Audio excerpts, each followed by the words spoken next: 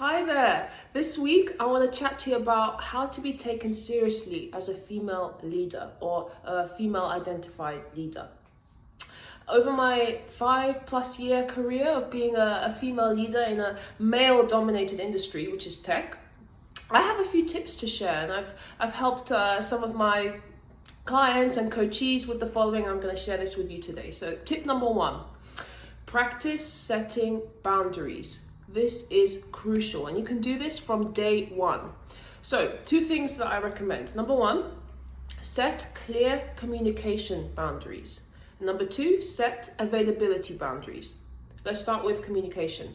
So speak to your manager and be like, okay, how do you see us communicating, or how do you prefer us to communicate? Here's what I prefer, and share your boundaries, whether that is you don't like to be called ad hoc, you prefer Slack or versus email, etc., etc. So really share transparently what works best for you. And then you can have this dialogue with your manager, who is going to be one of the most important stakeholders in your job, of course.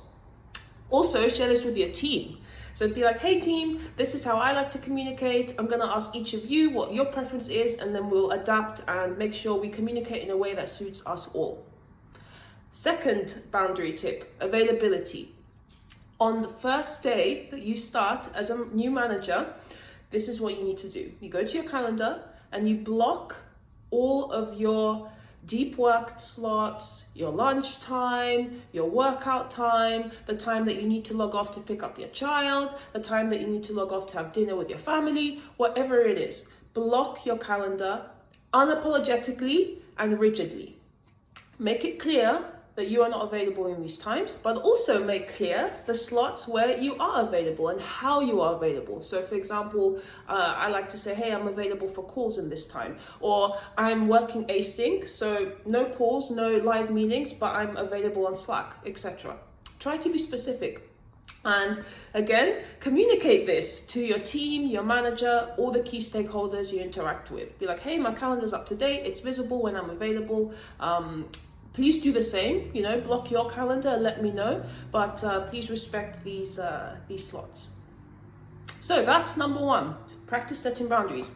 Number 2, and this is something that especially women struggle with, the art of saying no.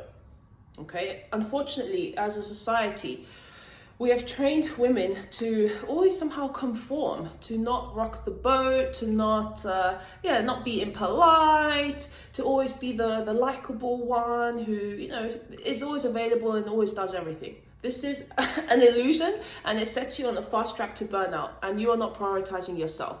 So we all need to get better at saying no.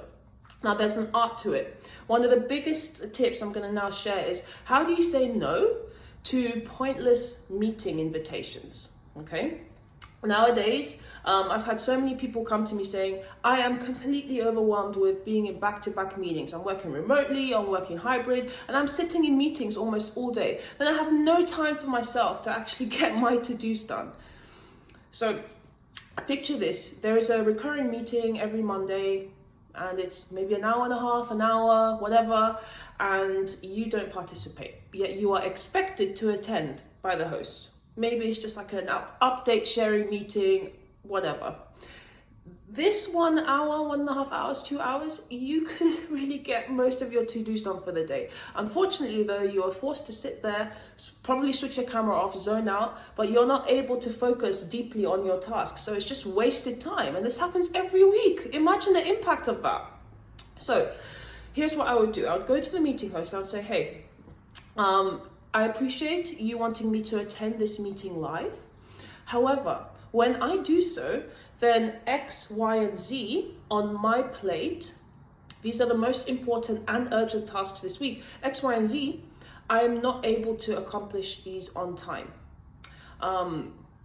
These are extremely important, and they need to get done by a certain deadline.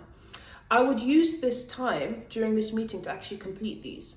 So for this reason, I will decline this meeting live. However, if you can please share the agenda beforehand with me, if you can please share your expectations for my input for this meeting beforehand with me, I will absolutely give you my input and share my ideas in a written format so that you still get my input, right?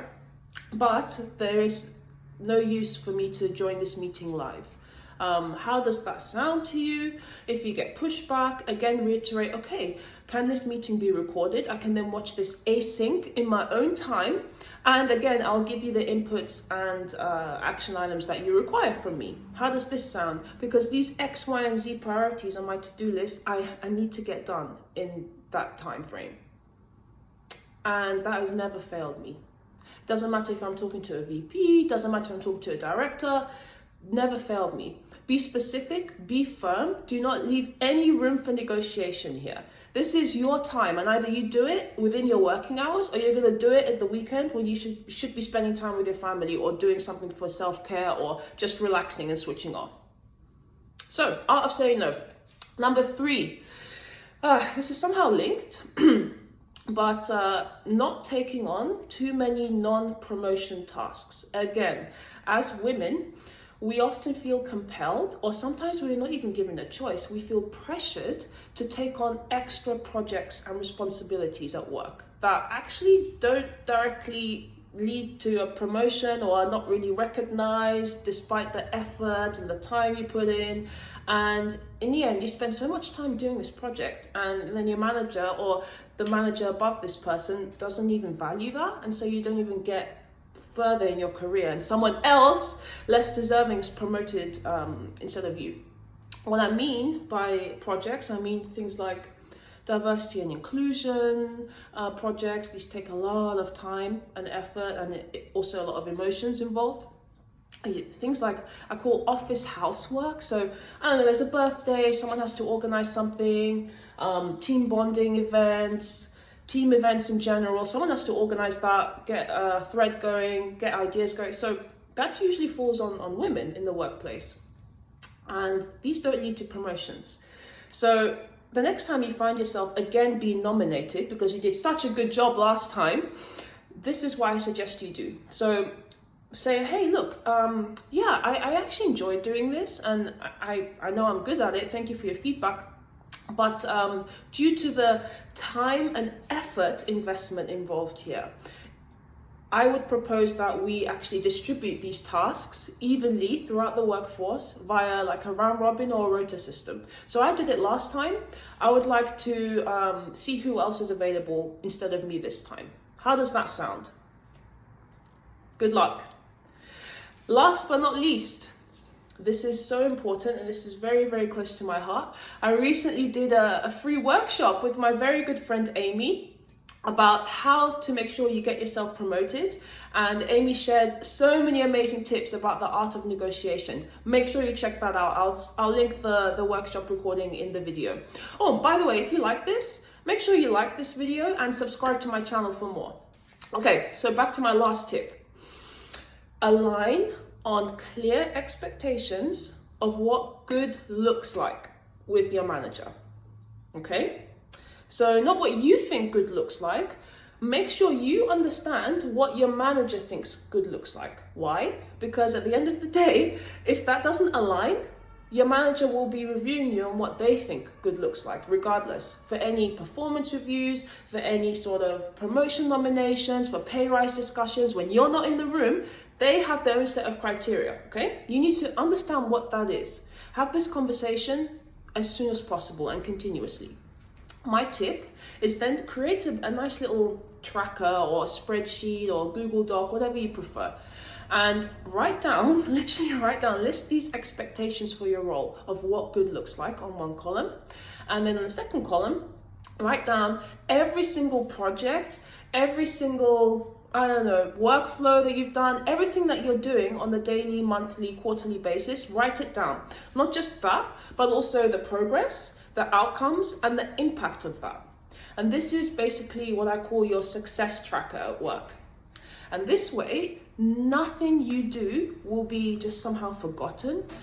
And the best part is, share this tracker with your manager, and they will know exactly what your contributions are and the impact of this. And they will take this tracker and they will use this in every single promotion, pay rise discussion that comes their way and you're not in the room. Okay, again, I talk about this in a lot more detail in the workshop below, so make sure you check that out. And that's it. Those are my tips for how to be taken more seriously as a female leader. What you're doing is incredible. We need more female leaders. It's tougher for us than it is for male leaders, so spread the word. Good luck, and I'm happy to help any of you one-on-one. Just get in touch. Take care.